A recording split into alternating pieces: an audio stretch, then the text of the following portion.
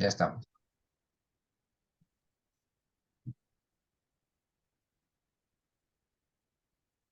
Ok, bienvenidos a FanPolitic. Hoy tenemos una entrevista especial centrada en las recientes conversaciones entre el presidente de los Estados Unidos, Joe Biden, y el presidente de China, Xi Jinping, que se desarrolló a puertas de la cumbre de la PEC.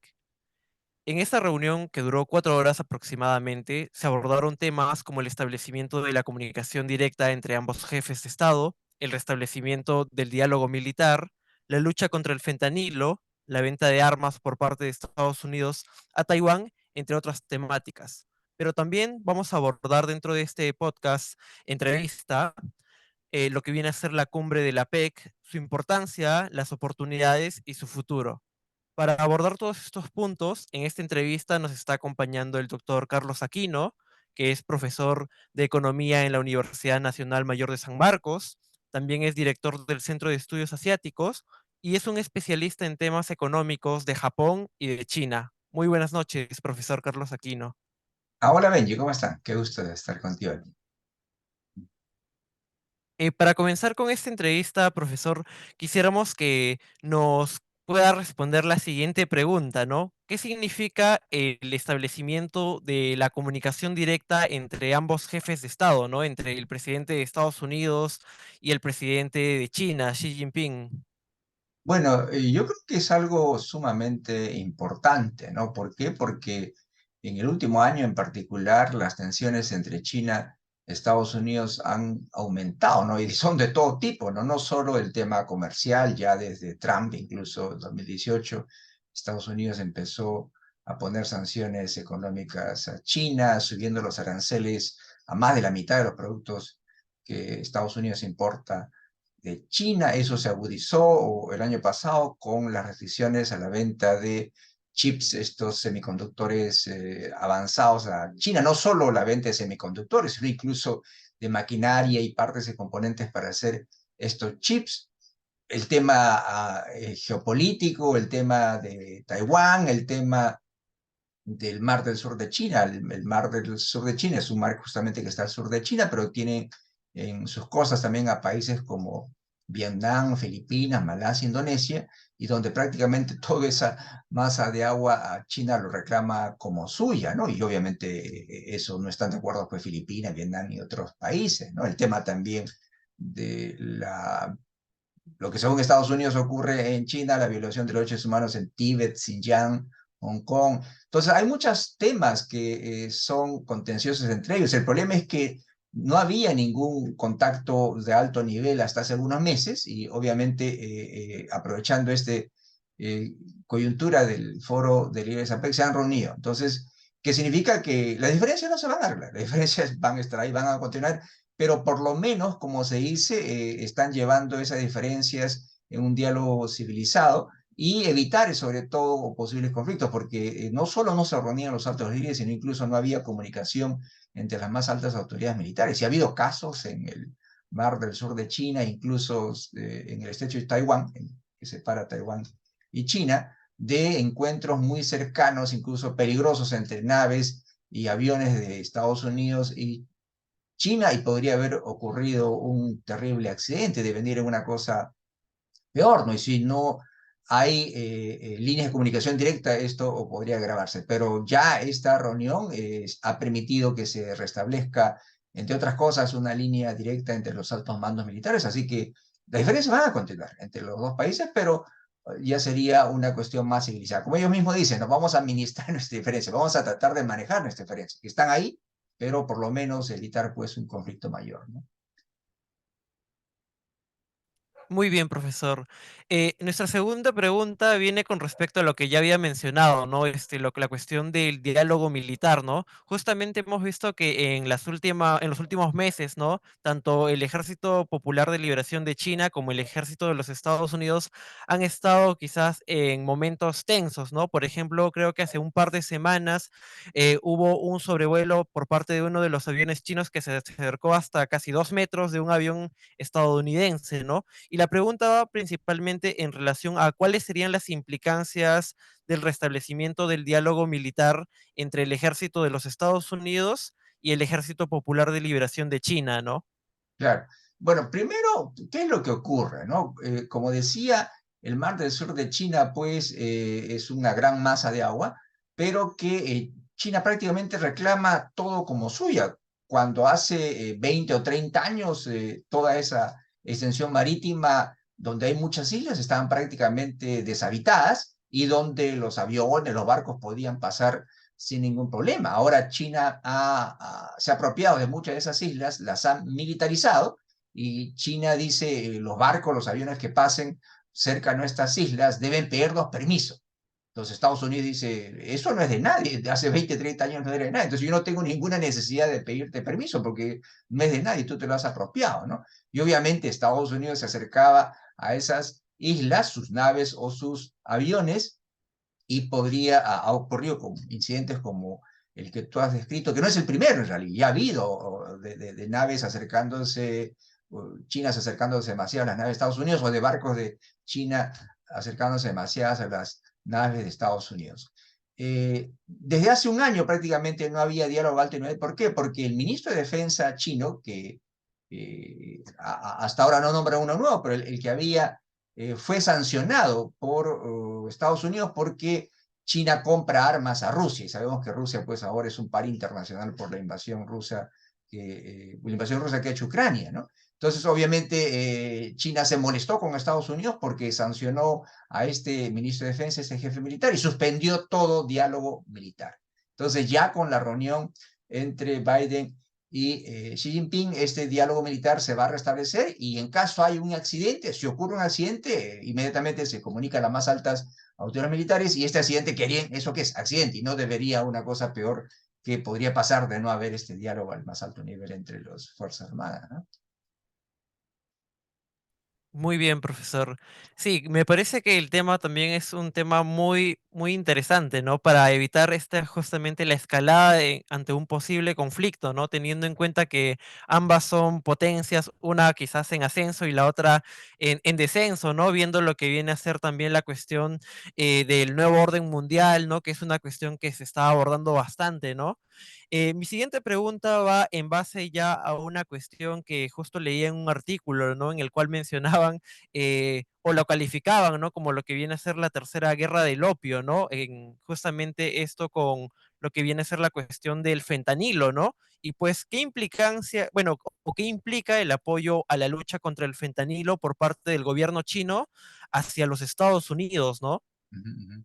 Bueno, es interesante ese concepto que has mencionado, la tercera guerra del opio, pero hay una gran diferencia. La primera guerra del opio y la segunda guerra del opio fue librado por las potencias europeas, ¿no? Cuando empezaban a incursionar en el Asia, colonizaron toda Asia y hacia mediados del siglo XIX quisieron abrir a China a la fuerza porque China no quería comerciar con ellos, ¿no?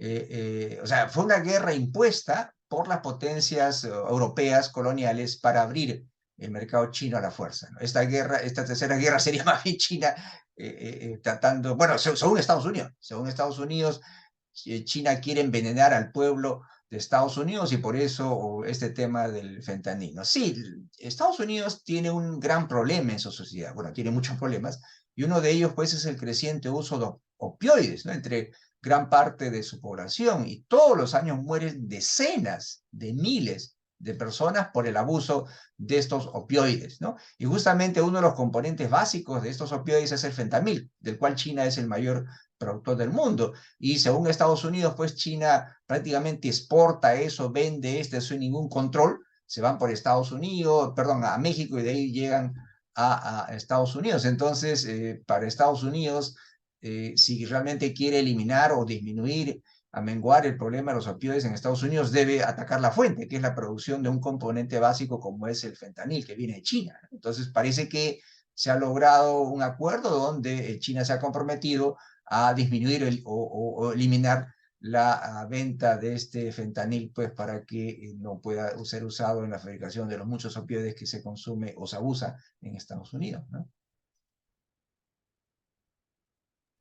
Muy bien, profesor. Justo hablábamos también ahí, usted mencionaba cómo es que las economías, no tanto de Estados Unidos con China, están fuertemente vinculadas, ¿no? De alguna manera, ¿no? Justo en relación a eso va la siguiente pregunta, ¿no? Teniendo en cuenta lo fuertemente vinculadas que están la economía estadounidense, de la China, ¿no? A nivel económico, ¿cuáles serían las ventajas tanto para Estados Unidos como para China de entablar relaciones diplomáticas más estables y más amistosas, ¿no? Bueno, la economía china se ha desarrollado en los últimos 40 y cuánto, ya 4 años. Recordemos que en el año 79 China abre su economía, ¿no? China era una economía socialista, donde no había fuerzas del mercado, el Estado planificaba, había todo, ¿no? Y estaba cerrado el mundo. El año 79 China hace su política de reforma y apertura, permite que la fuerza de mercado actúe y en particular permite que la inversión extranjera actúe. Entonces muchas empresas de Estados Unidos fueron a invertir y por supuesto esas empresas han ganado un montón de dinero, pero China también se ha beneficiado de la inversión extranjera que le ha permitido que el país crezca, ¿no? Y Estados Unidos también a su vez ha obtenido pues, productos muy baratos producidos por muchas empresas en China. Entonces hay una muy grande relación comercial, ¿no? Pero como comentamos, en el año 2018, con Trump, se inició una guerra comercial. Estados Unidos empezó a poner aranceles a los productos chinos porque dijo que China fabrica estos productos usando métodos un poco ilegales. Primero, según Estados Unidos, apropiarse de la tecnología de Estados Unidos hasta robar la tecnología, o estos productos vienen baratos de China, no solo porque China tiene mano de obra barata, sino porque recibe incluso subsidios del Estado, ¿no?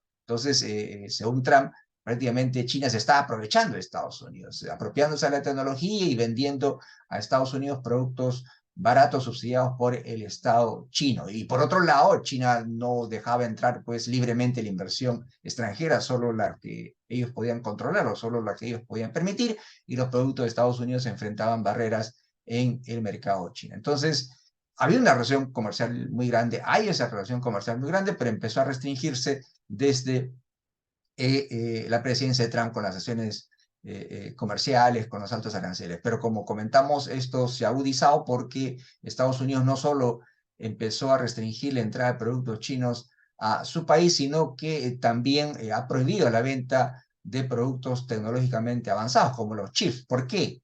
Porque según Estados Unidos, estos chips no solo son útiles para cualquier artefacto electrónico que usamos nosotros, sino también son usados para hacer armamento, ¿no? Entonces, obviamente, China y Estados Unidos están en una competencia o una rivalidad, y Estados Unidos dice, no vamos a permitir que China, aparte de que se apropie nuestra tecnología, aproveche nuestro mercado, aproveche nuestro chip, nuestra tecnología para hacer crecer su aparato militar, y podría enfrentarnos a nosotros también en ese terreno, ¿no? Pero bueno, tras esta reunión, repito, esos problemas no se van a resolver, la competencia estratégica continúa entre ellos, ¿no? Pero por lo menos están tratando de que, repito, esta competencia sea manejada. Ahora, es interesante ver de que estas sanciones económicas, por ejemplo, van a estar ahí, pero obviamente tampoco conviene a las empresas de Estados Unidos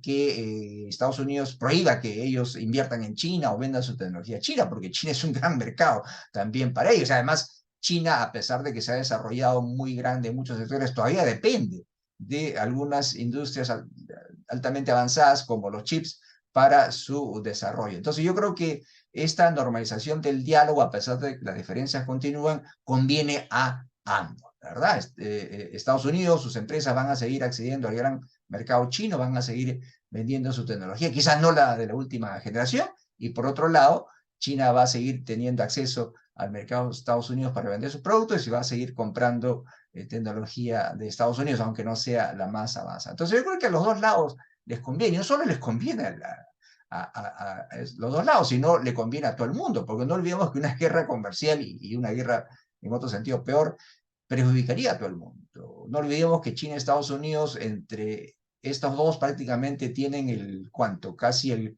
40% de la economía mundial, son responsables casi de un 30% o 25% del comercio mundial, son los mayores socios comerciales de muchos países del mundo, incluido el Perú, son los más grandes inversores. Entonces, que se normalicen las relaciones, que por lo menos dialoguen para tratar, repito, no de resolver sus diferencias, que son muchas, no lo van a hacer, pero por lo menos para que manejen sus diferencias, no solo conviene a esos dos países, sino a todo el mundo, ¿no? Muy bien, profesor. Usted mencionaba también la cuestión de la economía, ¿no? Y al mencionar, creo que la cuestión de la economía también es importante mencionar la cuestión de lo que viene a ser el cambio climático, ¿no? Y la crisis climática, ¿no? ¿Qué implica que Estados Unidos y China se unan para combatir la crisis climática, ¿no? Porque justamente dentro de esta reunión de 4 horas se empezó a hablar acerca del tema de la crisis climática, ¿no? Teniendo en cuenta que China es el principal eh, emisor, ¿no? De gases de efecto invernadero, ¿no? Y es el país que contamina más, ¿no? Junto a Estados Unidos, ¿no? En segundo lugar. Eh, pero también es importante destacar cómo es que China, por ejemplo, tiene una industria de paneles solares altamente desarrollada, ¿no?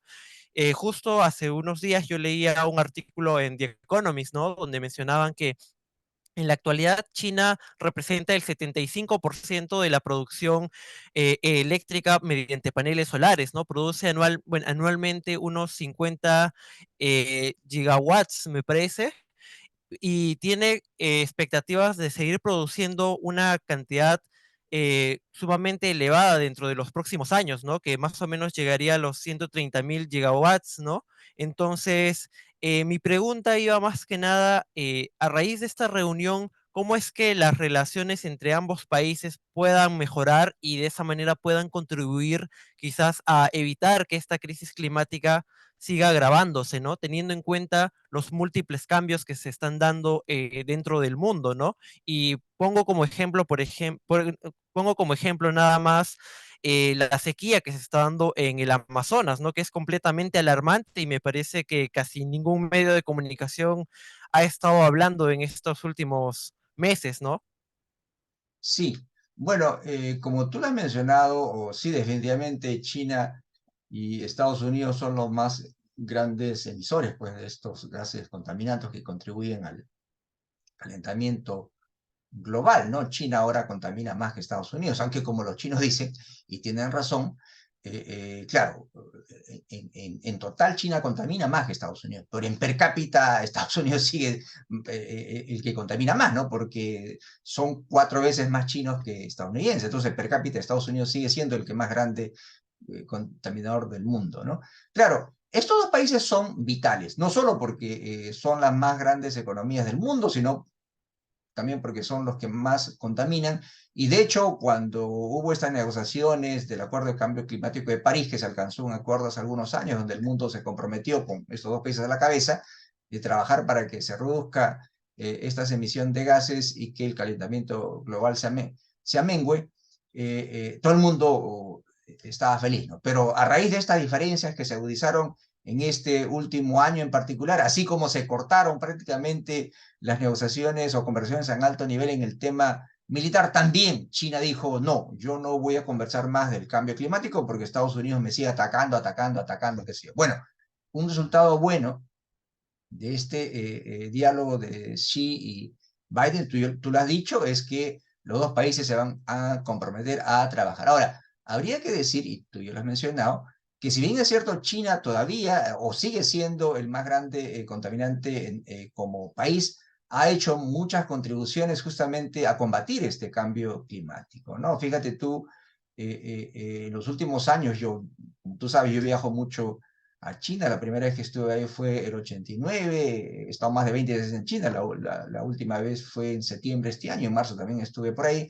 Y obviamente China ha avanzado mucho, ¿no? Pekín, por ejemplo, que era una ciudad muy contaminante incluso hace 7 años, en 2016 recuerdo que estuve en diciembre en Pekín, prácticamente no se podía respirar, en la calle no podías caminar de noche, en particular en la calle, en invierno hay más contaminación, diciembre es invierno allá porque mucha gente usa estufas de carbón porque la electricidad es muy caro. China depende del gas importado, gas natural importado. China depende del petróleo importado. China es el más grande consumidor, importador mundial de petróleo, ¿no? Entonces, lo único que tiene barato, porque no quiere comprar para suplir su necesidad de energía de afuera todo, no quiere quedar dependiente 100% de todo, utiliza el carbón que es barato y lo tiene en abundancia, pero el carbón es muy contaminante. Entonces, China tiene un especial interés en justamente eliminar la contaminación y creo que ha hecho muchos avances y China es campeón mundial en tema de energía renovable. Ya tú lo mencionaste, los paneles solares, también están las energías eólicas, por ejemplo. No te olvides también del tema de los autos eléctricos. China tiene como meta que para el año 2025 más de la mitad de los vehículos que se venda en China van a ser autos híbridos eléctricos, para el 2030 que prácticamente sea el 100%. Bueno, de hecho la meta del 2025 ya lo va a cumplir este año.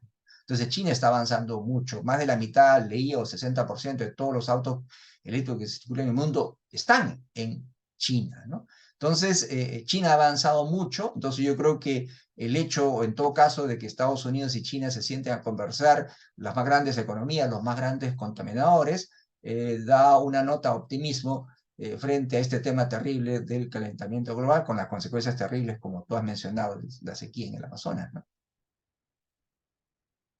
Muchas gracias, profesor Aquino, por haber dado su opinión, ¿no? En esta primera fase, ¿no? Ahora vamos a pasar a la siguiente fase, ¿no?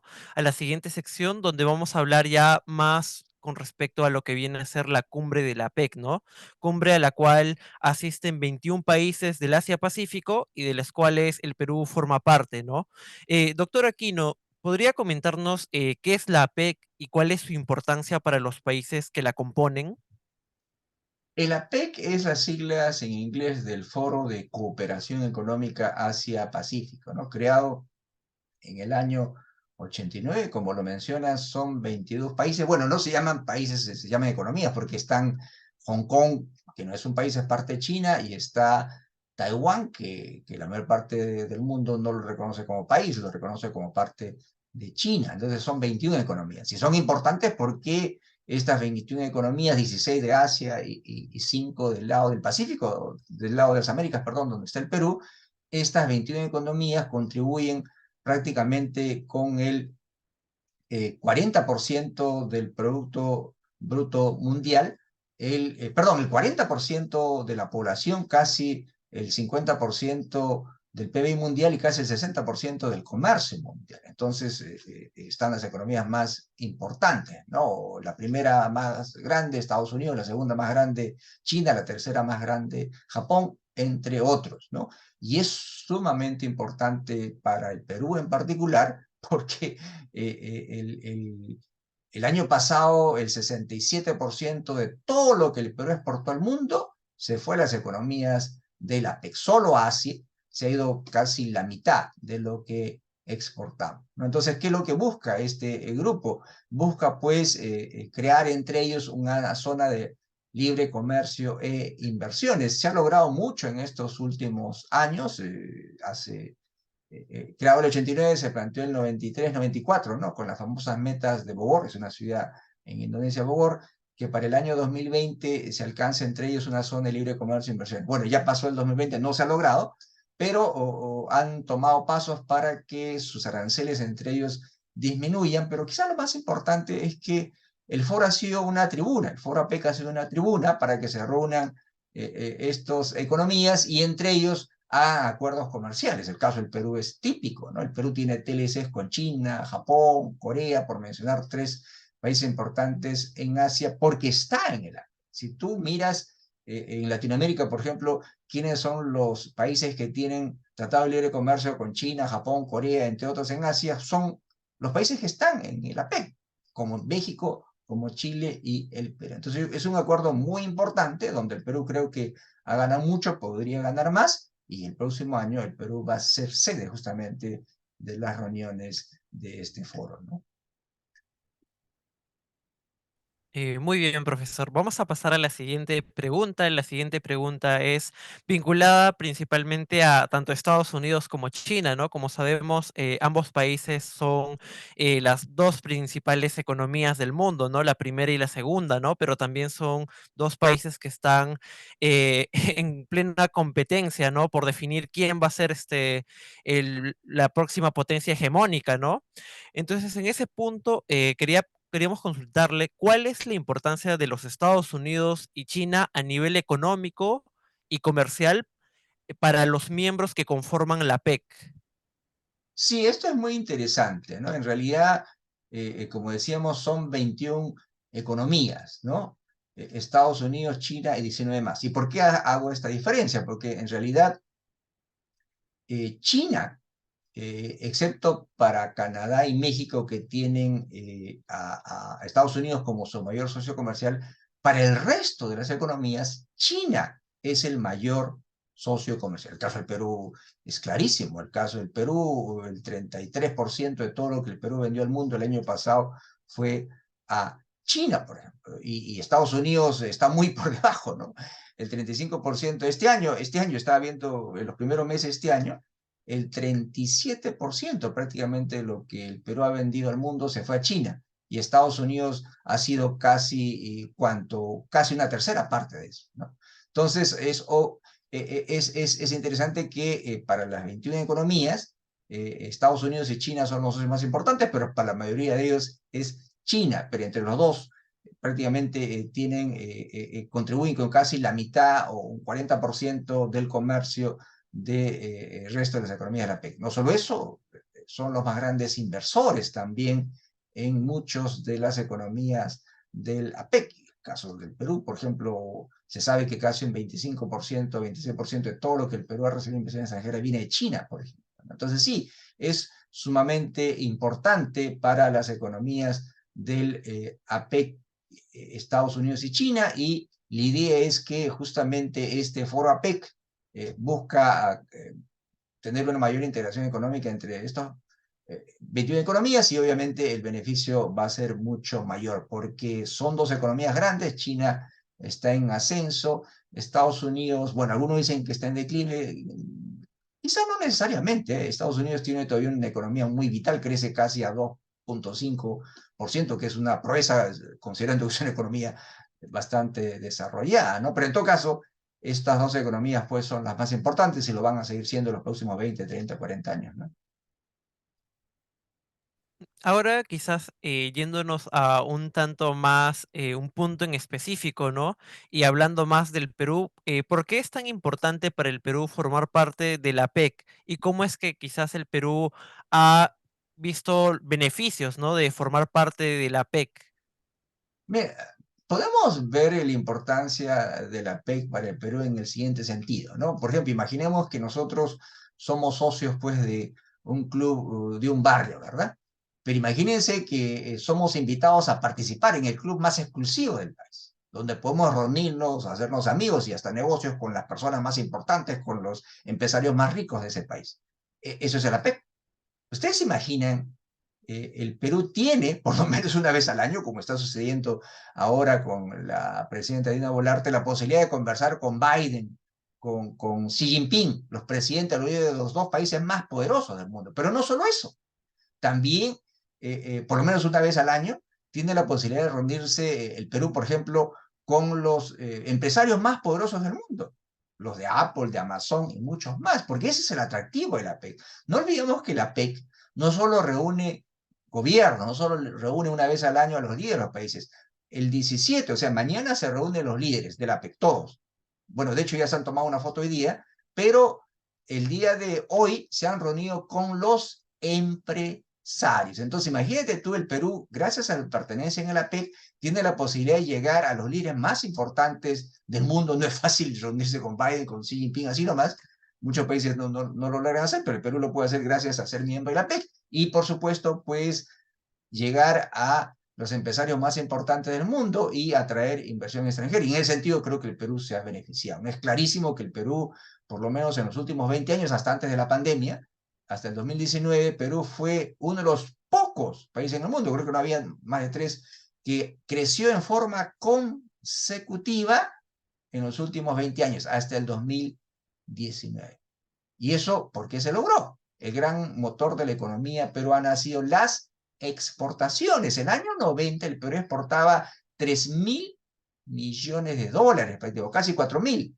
El año pasado hemos exportado casi 65.000 millones de dólares. Y como decía, el 67% de eso se ha ido a las economías del África. Entonces los frutos son a la vista, ¿no? Mayor comercio con el mundo, mucho de eso con las economías de la PEC.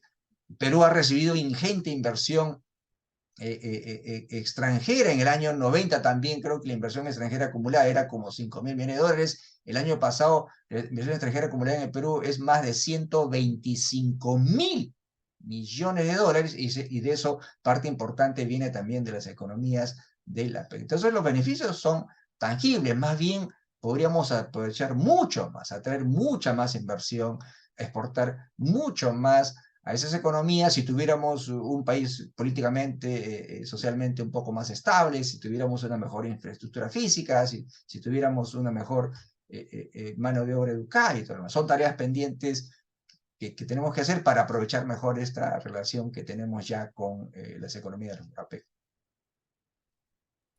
Muy bien, profesor. Ya entrando casi a la sección final de esta sección, quería mencionarle, ¿no? Y consultarle, ¿no?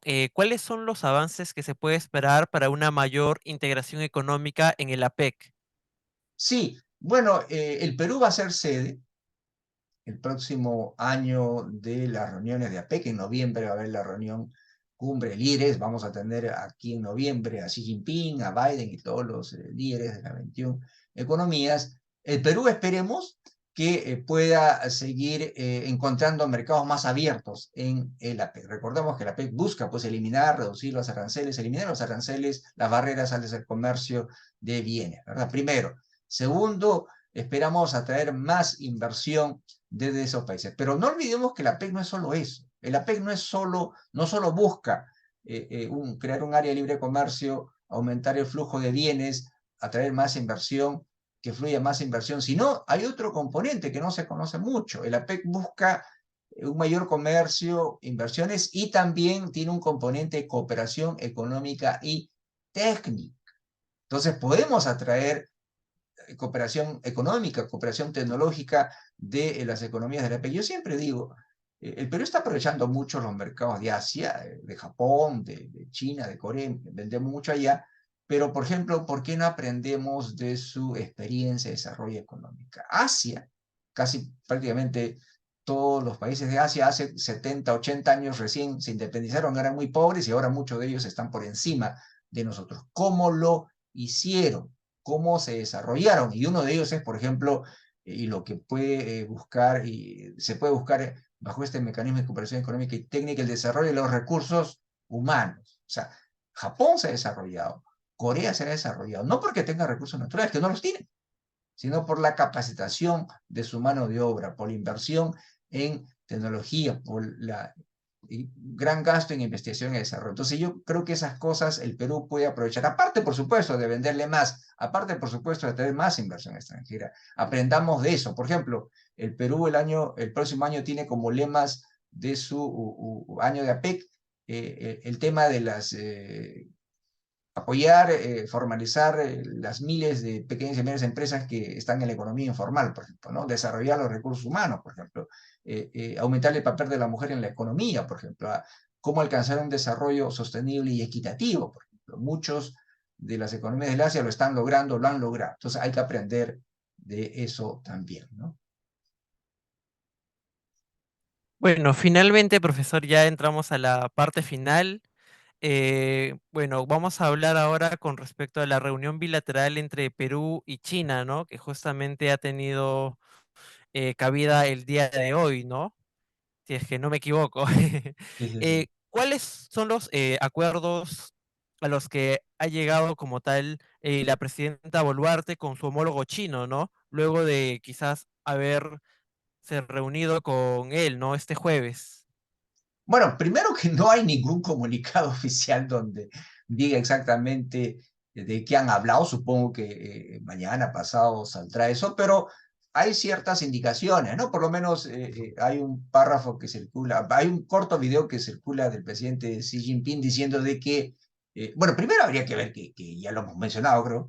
China es el socio comercial más importante del Perú. El año pasado el 37% de todo lo que vendió, perdón, estos 9 meses del año el 37% de todo lo que el Perú vendió al mundo se fue a China, ¿no? Entonces es el socio comercial más importante. En los últimos años China es el inversor más importante en el Perú. Entonces es innegable esta gran relación que tenemos con China, que no es solo económica, ¿no? Tenemos una relación política muy larga, tenemos una gran comunidad de inmigrantes chinos en el Perú, la más grande en Latinoamérica. Entonces nuestra relación con China va más allá de lo comercial, es histórico, diplomático, político, incluso inmigración, ¿no? Entonces, ¿qué es lo que se supone pueden haber conversado? Bueno, primero, a seguir afianzando estas relaciones. Segundo, el Perú tiene un TLC con China del año 2010 vigente, pero se está renovando, se está actualizando, ¿no? Por ejemplo, se está incluyendo el tema del comercio electrónico, la economía digital, que no había pues eso hace 13 años cuando entró en vigencia el TLC.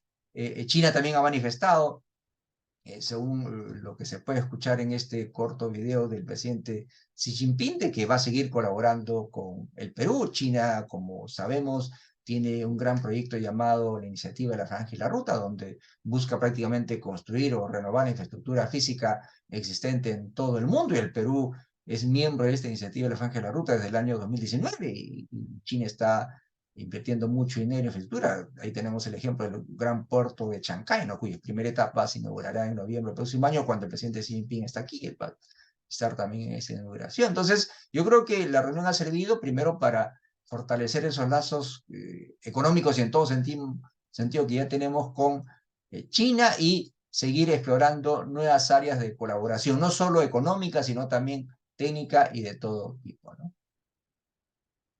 Claro, profesor, usted había mencionado la cuestión de nuestros fuertes vínculos económicos, ¿no? Pero también sería muy bueno que podamos ir entrelazándonos más también en cuanto a la cultura, ¿no? Me Ah, parece que, por ejemplo, a diferencia del Perú, países como Chile tienen hasta cierto punto un mayor apoyo, porque, por ejemplo, he visto que hay más becas para, por ejemplo, para Chile, ¿no? De hacer intercambios de estudiantes, incluso hay hasta cierto punto mayor financiamiento, ¿no? Con algunos pequeños cursos de, por ejemplo, programas como Cruzando el Pacífico, ¿no? Que están impulsando a lo que viene a ser el aprendizaje de la cultura, el idioma, ¿no? Incluso hay cursos virtuales, ¿no? Dentro de estas plataformas, ¿no? Creo que ese es un punto que aún como país nos falta mejorar, y justo en base a eso va mi última pregunta, ¿no? Para ya cerrar con esta entrevista, ¿no? Que es la siguiente, ¿no? ¿Qué oportunidades presenta la competencia entre China y Estados Unidos para el Perú y para Latinoamérica? bueno, sí, yo creo que lo que tú has mencionado al comienzo de tu pregunta es vital, ¿no? Si realmente queremos incrementar los negocios, no solo con China, sino en particular con las economías asiáticas, necesitamos conocer su cultura, su idiosincrasia, su idioma incluso, ¿no? Y en ese sentido, yo creo que otros países, en particular Chile, perdón, han aprovechado. ¿Por qué? Porque los chilenos miran mucho más que antes a China, ¿no? Recordemos que ellos tienen un TLC 5 años, por lo menos antes que nosotros, ¿no? Y Chile, perdón, hace mucho más negocios con China y con Asia que el Perú, ¿no? Porque sus élites, su gobierno vio pues Asia como una región en crecimiento vital para ellos mucho antes que lo vimos nosotros. No solo eso, también tenemos el tema de que el Estado chileno, obviamente con esa visión que tiene de mirar el futuro y ver dónde está el futuro Chile se dio cuenta del potencial de Asia y empezó, por ejemplo, a potenciar sus universidades, ¿no? No olvidemos que en Asia hay varias universidades que tienen centros de investigación sobre Asia. En el Perú, imagínate tú, o sea, recién tenemos solo tres, y dos son privadas, la Católica y la Pacífico, muy buenas por supuesto, pero la nacional solo tenemos nosotros, ¿no? Y como tú bien sabes, Benji, con pocos recursos, ¿no? En el Centro de Estudios Asiáticos. Entonces, yo creo que al Perú le falta como país aprovechar más ese potencial, primero potenciando pues sus centros de investigación para poder conocer más esa región, pero lo otro también que mencionas es muy importante, ¿no? Nos falta aprovechar más las becas, ¿no? China da muchas becas y también otros países de Asia, entonces la cuestión es hacer más publicidad sobre eso. Esa es una tarea que sabes muy bien, Benji, tratamos de hacer a través del Centro de Estudios Asiáticos que tenemos en la universidad. Ahora, sobre el tema del conflicto China-Estados Unidos, es evidente y hemos comentado varias veces que ese conflicto va a continuar. Estados Unidos en particular no quiere depender de China, ¿no? O muchos productos que Estados Unidos compra, o muchos productos que se utiliza para la producción de bienes incluso fabricados en Estados Unidos, partes y componentes viene de China. Entonces Estados Unidos no quiere depender de China, ya sea para un producto final o para parte y componente de un producto final que Estados Unidos fabrica. Entonces está en esa etapa que algunos llaman de desacoplamiento, de desligarse de China. Y para eso, ¿qué está haciendo? Está tratando, en la medida posible, sacar sus fábricas de China para que regresen a Estados Unidos, aunque es muy difícil porque Estados Unidos la mano de obra es muy cara, que se vayan a otros países y de hecho se están yendo algunos, por ejemplo, a Vietnam, se están yendo, por ejemplo, a Vietnam, pero hay una oportunidad. Si Estados Unidos quiere traer sus empresas para que no estén en China o no dependan de China, eso se presenta como una gran oportunidad para Latinoamérica. De hecho, México ya lo está haciendo provecho, ¿no? México tiene una relación comercial muy larga con Estados Unidos porque tienen, entre otras cosas, bueno, son países vecinos y también tienen pues el Tratado de Libre Comercio de América del Norte con ellos, ¿no? Canadá, México, Estados Unidos. México está aprovechando. ¿Por qué no aprovechamos nosotros, ¿no? ¿Por qué esas empresas que quieren salirse de China o fabricar algunas partes y componentes también, aparte de China, en otros países, ¿por qué no atraerlos aquí? Bueno, de hecho, Estados Unidos, no te olvides que hace 2 semanas hubo el 3 de noviembre el encuentro de Biden con 10 líderes de América Latina, estuvo el Perú también, y justamente Estados Unidos reiteró eso, ¿no? Quiere tener una mayor relación comercial con Latinoamérica, una mayor integración económica. Él dijo eufemísticamente, diplomáticamente, ¿no? Queremos construir cadenas globales de valor, cadenas globales de suministro más resilientes. Eso significa depender menos de China. Una cadena global de valor es todo producto que se hace en la actualidad no se hace en un solo país, ¿no? Si bien es cierto, se puede ensamblar finalmente en China, y muchas de las cosas se hacen en China, pero incluye partes de componentes de muchos países del mundo. Entonces, Estados Unidos quiere, pues, que esas cadenas de valor no dependan solo de China o disminuir en lo posible las cadenas de valor, excluir de China o disminuir el rol de China. Y dice, ¿por qué ustedes, Latinoamérica, no participan ahí? Entonces yo creo que hay muchas oportunidades. Una de ellas es este conflicto que hay entre China y Estados Unidos, que no se va a ir, va a estar ahí y el Perú podría aprovechar. ¿Por qué no atraemos alguna de esa inversión que se está yendo de China, por ejemplo, al Perú? ¿No? Ya otros países lo están aprovechando. ¿Por qué nosotros no podemos hacerlo? Muy bien, profesor Carlos Aquino, muchas gracias por esta entrevista. Me parece que ha sido sumamente fructífera. Hemos hablado de bastantes temas, ¿no? No solamente de la reunión entre el presidente Joe Biden y Xi Jinping, sino también hemos hablado acerca de la cumbre de la PEC, pero también hemos hablado acerca de esta reunión entre China y el Perú, ¿no? Agradecemos nuevamente sus palabras, ¿no? Todo su conocimiento también brindado. Y no sé si tiene algunas palabras quizás que mencionar para finalizar ya el video, esta entrevista.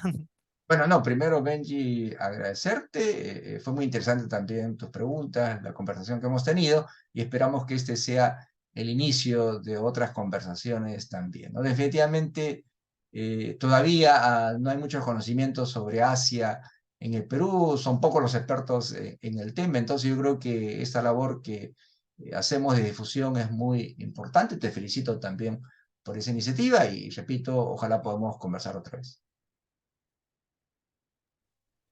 Muchas gracias, profesor. Entonces, para concluir, nos despedimos de todos nuestros suscriptores, todas las personas que van a estar viendo este contenido, ¿no? No olviden seguirnos en redes sociales, ¿no? Como FanPolitic, pero también sigan las redes sociales del Centro de Estudios Asiáticos, ¿no? Donde se suben conferencias, se hacen eventos donde se abordan temáticas vinculadas a Asia, ¿no? Ya sea China, Corea, Japón. Ahí pueden ver una gran cantidad de videos que ya se han estado trabajando no solamente a lo largo de la pandemia, ¿no? Sino también ahora de manera presencial en la Universidad Nacional Mayor de San Marcos. Muchas gracias y nos vemos hasta la próxima. Adiós, Ben. Bueno, vamos a cortar la entrevista, ¿no? Vamos a cortar la grabación, mejor dicho. ¿Cómo se... Sí, profesor. Bueno, Benji, Fue... bueno, ya estamos en contacto, pues ya, yo apenas tenga esto te lo envío, ¿ok? Sí, profesor. Una última cuestión, profesor. Sería interesante quizás hacerlo una vez por semana Sí, sí, claro, claro. y ya en base a cuántas temáticas se juntan, podríamos como que realizarlo más o menos con esta extensión de entre 20 y 30 minutos, ¿no? Sí, pues me parece bien, me parece muy bien. Ya pues, quedamos así entonces. Está bien, profesor, muchas Ok, gracias. Estuvo interesante la entrevista. nos vemos, ¿ah? Chao, chao. Hasta luego.